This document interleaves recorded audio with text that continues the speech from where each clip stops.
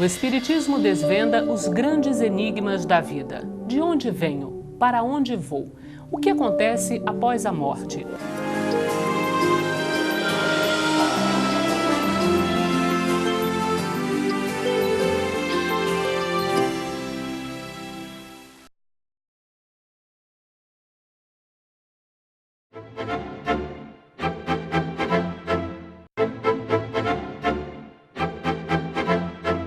Olá, amigos! Começa agora o programa Transição, a visão espírita para um novo tempo.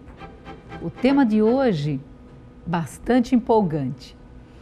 O tema é o Gênesis de Moisés e a Gênese de Kardec.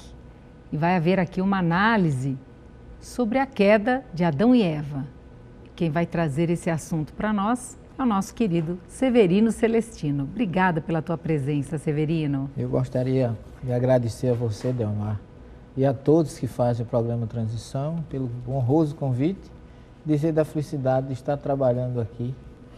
E já que falamos que vamos dar uma análise na questão do Adão e Eva, e como fica a serpente nessa história, Severino? Deus disse para a serpente: agora, porque tu cometestes isso, a partir de agora, comerás poeira e te arrastarás o resto da vida. Que coisa mais sem razão de ser? Então, a minha pergunta agora seria essa. Se Deus disse isso para a serpente porque enganou Adão e Eva, o que é que ele deveria ter dito para a minhoca que já está totalmente debaixo da terra? Não vai nem comer poeira. Já vai ficar totalmente envolvida dentro do barro, dentro da... Então, não há um senso. Ele diz assim: esmagarás a tua cabeça e ela morderá o teu calcanhar.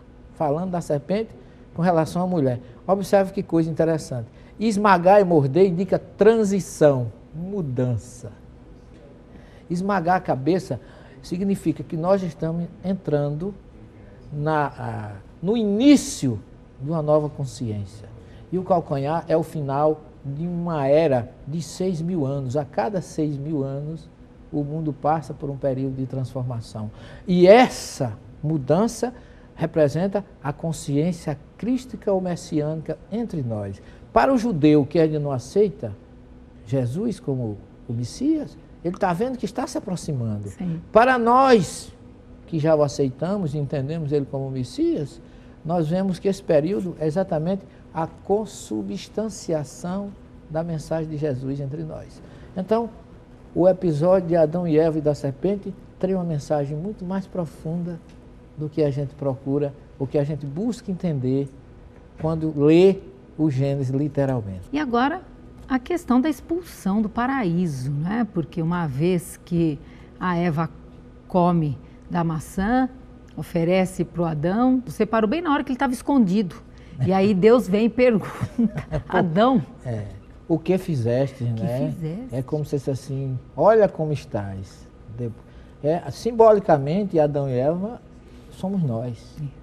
Psicologicamente, o comportamento é o mesmo. A gente faz uma bobagem e procura se esconder. Desde criança já a gente comete um delito e vai para debaixo da cama, achando que o pai e a mãe não vai achar a gente naquele local que é tão comum, é o único, primeiro que a gente escolhe. Então, é a mesma coisa. Agora, tem um consolo nessa história toda, para mim e para vocês. É que Deus, do ponto de vista bíblico, ele expulsou Adão e Eva do paraíso, mas não destruiu o paraíso. Pelo contrário, ele está lá intacto, simbolizando que na hora que a gente se reconciliar, que a gente mudar, que a gente melhorar, ele está à nossa disposição. E ele até colocou um anjo para tomar conta, um querubim, um anjo ali com a espada, olha a espada do conhecimento, que está lá no Apocalipse, a espada da divisão, da reforma, a espada que vai cortar a nossa ignorância, vai nos tirar vamos dizer assim, da perdição, do caminho das trevas. Então, essa expulsão é simbólica, o que ocorre conosco, porque, inclusive, o próprio Gênesis diz assim: no dia que comeres desta maçã, morrerás, não é assim? E a gente vê eles comeu Eva, deu para Adão que também comeu, e ninguém morreu. Uhum. E aí muita gente acha, do primeiro nível, que isso foi uma gafe, que Deus se enganou. E primeiro foi muito forte ele dizer: morrerá, se eles, porque segundo o Gênesis, Adão e Eva foram colocados no jardim nus e não tomavam, não viam que estavam nus. Só depois que eles comeram da maçã, que entrou o conhecimento, o verbo hebraico lá não é mais ver, aí muitos traduzem e viram que estavam nus, não. Eles souberam que estavam nus. O verbo hebraico lá é ladate, é saber. Tomaram consciência de que tinham feito alguma coisa errada. Só depois que comeram do fruto, ou seja, depois que a gente tem um conhecimento, a gente aprende a discernir o que é certo e o que é errado. Portanto, Adão e Eva foram expulsos e não morreram. Por que não morreram? Porque morte na Bíblia não significa morte física. Aqueles, segundo o próprio Gênesis, que eram bons andavam com Deus, não é assim? Aqueles que se afastam de Deus estão mortos, mas não fisicamente, mas espiritualmente. Por isso que Jesus disse para aquele homem, que devo fazer para ganhar o reino dos céus? Aí Jesus pergunta, o que está escrito? Ele diz, ama a Deus sobre todas as coisas, toda a tua alma e o teu próximo como a ti mesmo. E Jesus disse para ele, respondestes bem, faze isto e viverás. E ele não estava conversando com Jesus, mas para Jesus ele ainda estava morto, porque ele ainda não estava fazendo o que mandava a Torá. Por isso que Deus disse que quem desobedecesse morreria. Morreria no sentido de morrer espiritualmente e não fisicamente. Nós ouvimos também, eu pelo menos ouvi quando criança, a questão de, é como se houvesse ali um castigo, que seria assim, tu mulher parirás com dor. Como é que nós podemos fazer essa análise? É a dor do parto, né? Que seria o crime, gerou... O primeiro sentimento da Bíblia, por incrível que pareça, não é amor, é culpa. É o primeiro sentimento que aparece no Gênesis. Ninguém diz assim, Adão amava Eva, não tem nenhuma palavra dessa. A palavra ravá só entrou muito lá na frente. Nesse ponto, isso mostra exatamente a incipiência, quando eles estavam nus, mas não se viam, é o simples ignorante, que está na questão 115 do Livro dos Espíritos. Eu acho tão parecido. Sim. O que o Espírito de Verdade coloca ali é a mesma coisa. Nós fomos criados sem consciência. Depois é que entra, através das reencarnações, aí volta tudo, a gente a descobrir o que é certo e o que é errado. Mas veja bem, eu também coloco isso no primeiro nível e não vejo lógica quando a gente sabe que qualquer animal sente dor no parto. Qualquer animal. O boi, a égua, o cão, o coelho, a ovelha. Será que não sente os veterinários sabem o quanto um animal sente dor no parto? E eles não traíram ninguém, não entregaram maçã absolutamente a ninguém. A mensagem aí, na dor do parto, é nós pais e mães vermos quando os nossos filhos se desviam do caminho de Deus, como isso provoca uma dor naquele fruto do ventre da mãe, aquela que, do ponto de vista fisiológico, pariu o seu filho, sofreu aquela dor do parto, ela de dor física passa a dor psicológica, a dor espiritual. É nesse sentido, porque desde que entrou o desvio de Deus, a dor vem, mas não é a dor física, mas a dor psicológica de ver aquele que poderia estar no caminho certo, desviado ou morto do ponto de vista espiritual. E até veja a questão, a psicologia ocidental diz que Adão e Eva simbolizam o primeiro casal, o que é uma coisa do ponto de vista bíblico ridículo, né? Porque eles nunca existiram. Na verdade, o homem foi criado, quando Deus criou o homem, a palavra Adão, em hebraico, que é traduzido como Adão, é aquele, vem de Adamá, que é terra. É o criado da terra. Tanto o homem como a mulher são Adãos. Então, considerar Adão e Eva como o primeiro casal é uma questão ridícula, porque a gente sabe de Edgar Monde, lá dos Exilados de Capela, que a história do Gênesis, do Adão e Eva, é vamos dizer assim, do povo hebreu e as outras civilizações.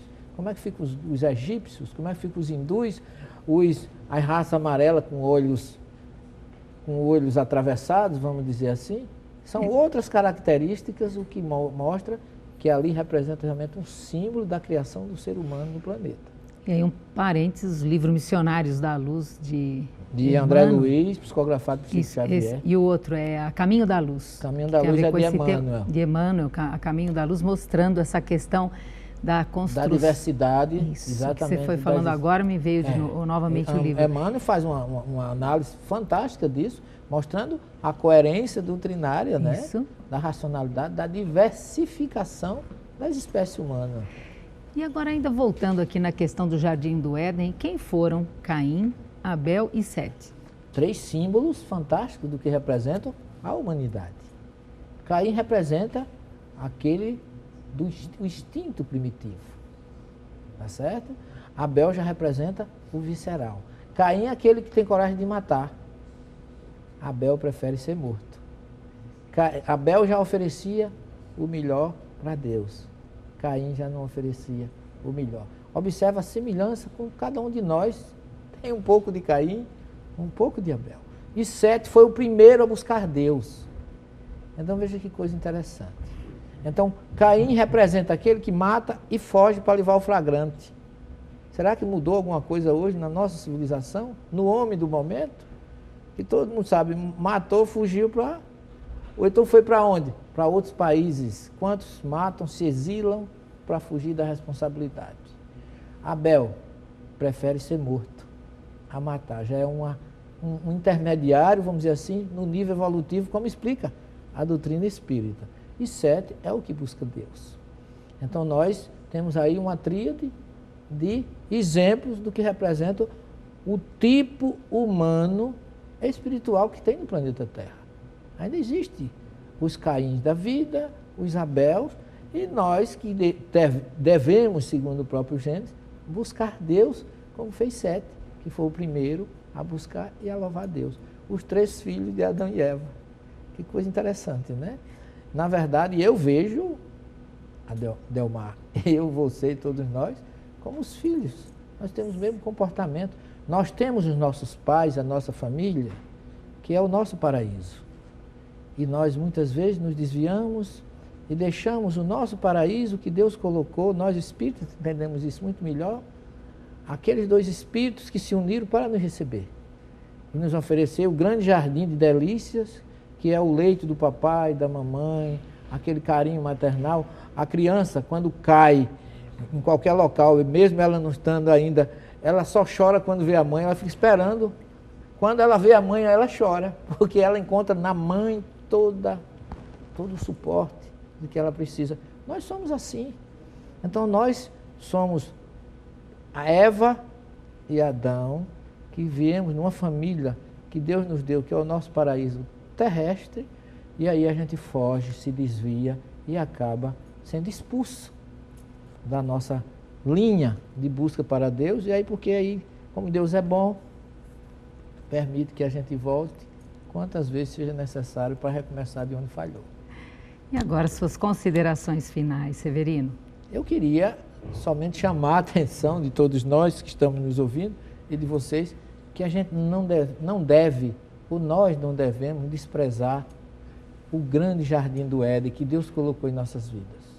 A nossa família, a mensagem de Jesus e nós espírita, a revelação kardeciana, que na verdade são suportes para que a gente reflita sobre a mensagem e com a união de todos esses exemplos, a gente com certeza vai buscar Deus, como fez Sete, o último filho de Adão e Eva, que simboliza exatamente o exemplo que nós devemos seguir.